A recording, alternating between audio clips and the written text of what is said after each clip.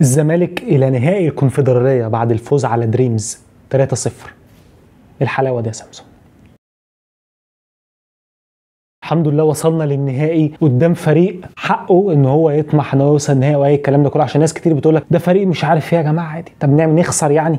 حقي ان انا ادور على المكسب وان انا احارب على المكسب وان انا لاعب فريق، حتى لا طبعا هو فريق اقل بكتير من الزمالك، وانا قلت ده الزمالك كسكواد وكمدير فني وطبعا كتاريخ وجمهور وكل ده اكبر بكتير، فرق السما من الارض. لكن الكوره مش بتعترف بده، الكوره بتعترف بالاداء، الكوره بتعترف بادائك انت في الملعب والقراءه بتاعتك كمدير فني للماتش. ده اللي الناس بتعترف بيه في العالم كله، مش هنا. هنتكلم على التاريخ تماما. سيتي ملوش تاريخ في العموم. مين لغايه دلوقتي هو اللي بينافس على الدوري الانجليزي وبينافس على كل البطولات؟ مان سيتي كل سنه. فيا جماعه دلوقتي الكوره بتعترف باللي بيحصل في الملعب كمدير فني وكلاعيبه. فالحمد لله النهارده كسبنا فوز مستحق، لكن كان في مشاكل دفاعيه بصراحه.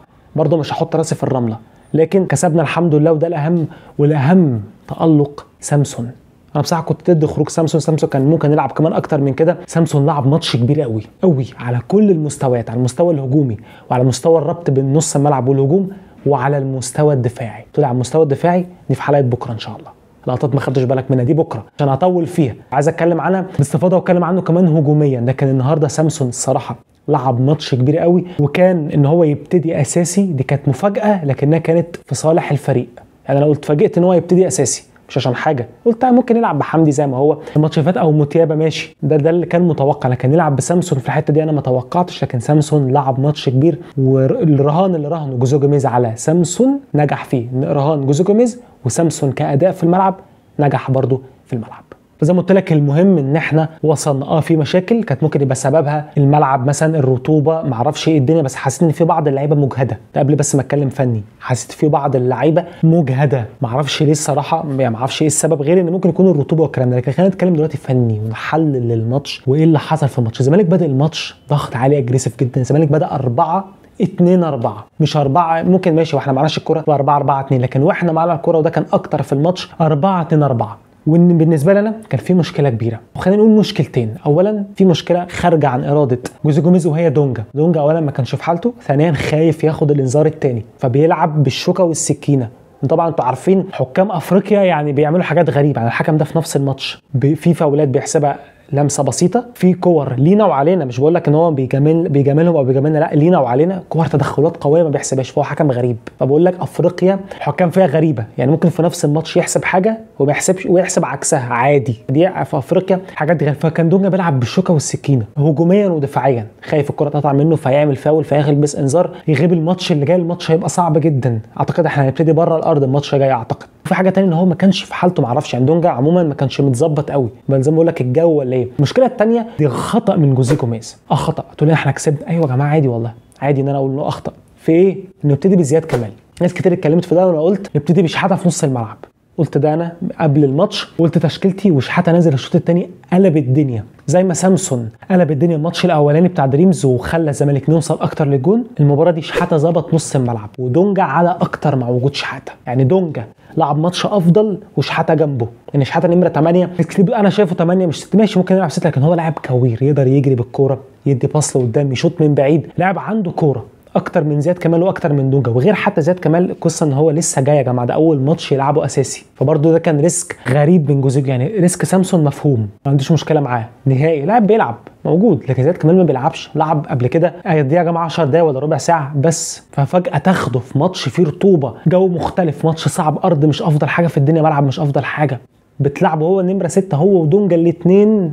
ده كان ريسك بصراحه. فده خلى الزمالك عنده مشكله في نص الملعب، الكره ما بتتنقلش كتير من الدفاع للهجوم، ودي كانت مشكله. غير احيانا لما فتوح كان بيخش سامسون بينزل يسند اكتر من لاعب ماشي. لكن دونجا وزياد كمان لما كانت الكره بتجي لهم كانت بتقف شويه صراحه. الاثنين زي ما قلت لك، واحد ما كانش في حالته والتاني ما بيلعبش اصلا مع نادي الزمالك اساسي، فانت جايبه من الدار النار. لكن الزمالك لعب جيم هجومي جدا 4-2-4. انت بتلعب ب4 قدام زيزو وسامسون والجزيري وشلبي اللي لعب ماتش كبير. شلبي النهارده بص زي ما انا اتكلمت عليه، انا مش هقول لك انا ما بقطعش في حد، انا بنتقد نقد ايجابي. والنهارده ودايما بقول شلبي خش لقلب الملعب. شفت النهارده لما دخل قلب الملعب مره جاب جون، يعني دخل لجوه، اتحرك في ظهر الباك، الوينج باك اللي انا اتكلمت عليه يا جماعه في الفيديو اللي فات، الناس لو فاكره، دخل منها هدف وتسبب منها ركنيه. الكره بتاعت فتوح اللي استلم في ظهر الوينج باك دي سببها الركنيه اللي سجلنا منها الهدف الاول. الكره اللي لعبها فتوح باكورد كده من ورا، لو الناس فاكره يعني الكره دي تسبب منها ركنيه سجلها زيزو، سجلها قصدي مسلوسي في بدايتها بسبب تحرك فتوح في الحته دي. ومصطفى شلبي الجون اللي دخله تحركه في ظهر الوينج باك، تحرك ممتاز في ظهر الدفاع واستلم في الحته دي الحمد لله. حتى سامسون الكره اللي جابها يعني قريبه من ال 18 بكام سنتي، انا قلت بره هي جوه شويه ماشي، بس انا قلت بره فرق كام سنتي، يعني كانت حرفيا كانت كل الاهداف انا كنت هبقى متوقعها كلها بلا استثناء. لكن شلبي لما اتحرك مره في العمق واستلم في ظهر الدفاع سجل هدف. انا بنتقد دايما زي ما قلت لك نقد ايجابي، لان انا راجل زملكاوي وانا مش بقطع في حد. لما بنتقد اي لاعب بقول ان هو اخطا في 1 2 3 او عمل 1 2 3. النهارده شلبي كورته ممتازه، النهارده فيجن عنده افضل، بيلعب عرضيات تحفه، عامل اسيست لسامسون في اكتر، ولعب كوره لفتوح اللي تسجل منها الركنيه الهدف الاولاني، واكتر من كوره لعبها ممتاز. ولعب كوره للجزيري، لو الجزيري كان فت اكتر كان هيخش ويحط، ولو كان مركز اكتر. فالنهارده شلبي وسجل هدف، فشلبي النهارده قدم ماتش ممتاز. على المستوى الدفاعي برضو رجع في اكتر من كوره ويسند مع احمد فتوح. فالصراحه شلبي النهارده لعب مباراه ممتازه، وزي ما قلت لك انا مش بقطع في حد. اللاعب اللي هيلعب كويس ويعمل حاجات كويسه 1 2 هقول، واللاعب اللي هيعمل حاجات وحشه برضه 1 2 3 بالارقام وبالاحصائيات وبالصور هقول برضه. سامسون كان ميزه لتحت شويه وكان بيخلي الجزيره هو اللي قدام، زي ما بقول لك هو ما اقدرش اقول كان بيلعب نمره 10، لكنه كان بيعمل دايما الربط بين نص الملعب والهجوم، وكان برضه بيكمل ال 18، كان بيكمل جوه ال 18، كان دايما بيستلم الكره ويباص، وكان بيعمل دور دفاعي. بالنسبه لنا في ال 56 دقيقه تقريبا اللي لعبهم سامسون هو مان اوف ذا ماتش.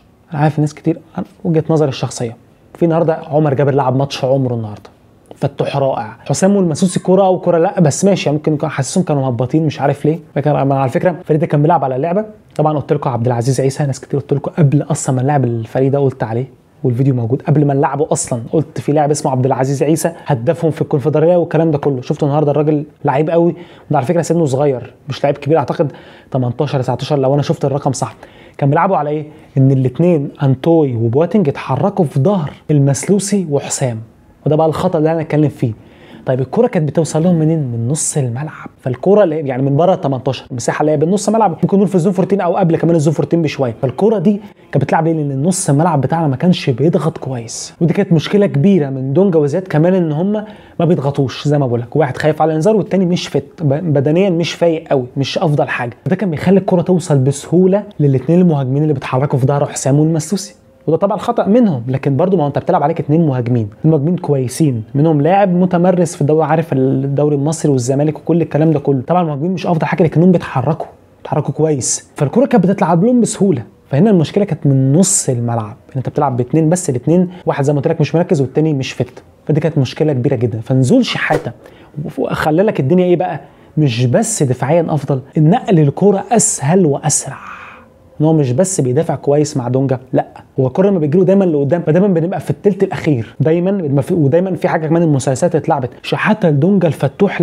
لسامسون والحمدي لما نزل، المثلثات دي بتخلي اي فريق بيضغط عليك فيظهر المساحه. النهارده لقيت مساحات كبيره لان الفريق ده بيضغط عليك فهيسيب مساحات ورا، هو اصلا عنده مساحات في الوينج باكس. النهارده على فكره شوف جت كام كوره نيمار والزيزو، جت كور كتير على فكره في المساحه اللي انا بقول لك عليها، بس للاسف ما سجلناش غير هدف ماشي كويس بتاع مصطفى شلبي ماشي، لكن تحركنا في المساحه دي كويس جدا. فالنهارده مباراه هجوميه وجهه نظري ممتازه لنادي الزمالك، لكن دفاعيا كانت سيئه على المستوى الفردي وجهه نظري من حسام والمسوسي، لكن الاكثر كان من زياد ودونجا. وزي ما قلت لك الدليل ان شحاته لما نزل الهجمات قلت جدا على نادي الزمالك، ودي تفصيله مهمه ان اللاعب بيمسك كوره، لاعب بينقل الكوره كويس. فنزول شحاته فرق بشكل ممتاز مع نادي الزمالك الشوط الثاني. بس كده كان تحليل لماتش الزمالك ودريمز، واستنى بكره ان شاء الله فيديو لقطات ما خدتش بالك منها، وفيديو كالعاده مش هتشوفه غير هنا بس.